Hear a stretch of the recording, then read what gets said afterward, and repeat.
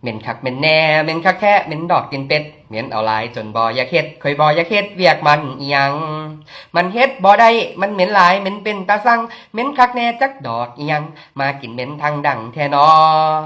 ยามข่อยได้กลิ่นขึ้นหินสอดดังฝุ่นแล้วตักผู้ใดเอามาเฮ็ดแนวปลูกเป็นแถวนำตามถนนสร้างมาคือได้บ่สงสารรู้ตนผู้คนต้องยอมรับและยอมจำนนต้องฝืนทนดมกลิ่นของมันเหม็นคักปานนี้คอยนี่ตีสิตัดมันลงก่อนหน้าหนาวก่อนดอกสิปงตัดมันลงให้เหลือแต่ตอคันเป็นเฮ็ดได้หาไม่อื่นมาปลูกได้บ่ปลูกทดแทนได้บ่หนอขอร้องเถาะขอร้องเถิดนาคันแม่นเฮ็ดได้หาไม่อื่นมาปลูกได้บ่ปลูกทดแทนได้บ่หนอขอร้องเถาะขอร้องเถิดนาเหม็นคักละเหม็นคักเอาให้มันเหม็นคักหลายละเหม็นดอกกินเป็ด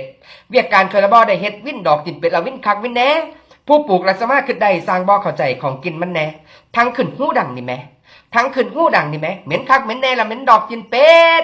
โอ้ยเหม็นโอ้ยวินขึ้นดัง